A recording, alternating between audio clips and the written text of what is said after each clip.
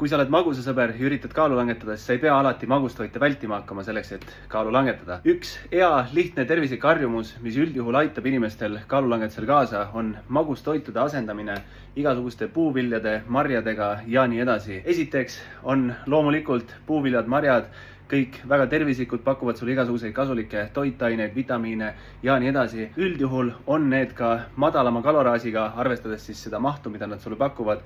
Ehk siis nad on mahult suuremad ja madalama kaloraasiga kui traditsioonilised magustoidud, näiteks mingisugused šokolaadid ja igasugused sarnased asjad. Muidugi suht raske on peale söömist, kui sul on magusaisu, lähed kuskile köögikapi peale, vaatad, sul on šokolaad ja mingisugune vanaema juures toodud mingisugune õun kõrvuti, siis loomulikult valin selle šokolaadi. Aga selleks tulebki enda kodust keskkonda natukene ehitada selliseks, et sul oleks lihtsam neid tervislikke valikuid teha või siis neid valikuid, mida sa soovid rohkem teha. Kõik algab põhimõtteliselt poest või vanaema juurest, kus iganes sa neid asju endale koju tood. Ehk siis, kui sa tahad vähem šokolaadi süüa ja rohkem puuvilju tarbida, siis osta endale koju vähem šokolaade ja hoia kodus nähtavates kohtades rohkem igasuguseid puuvilju. Muidugi sobivad igasugused värsked, ka külmutatud, ka osad konservid on täiesti normaalsed, kuhu ei ole lisatud liiga palju igasuguseid asju. Mõtle sellele, kuidas sa saad seda harjumust enda jaoks lihtsamaks teha ja pika aja peale, kui sa pidevalt seda kordad, siis ilmselt muutub see juba suht automaatseks ja sul võib-olla tulebki peale söömist magusaisu puhul mingisuguse puuviljaisu näiteks.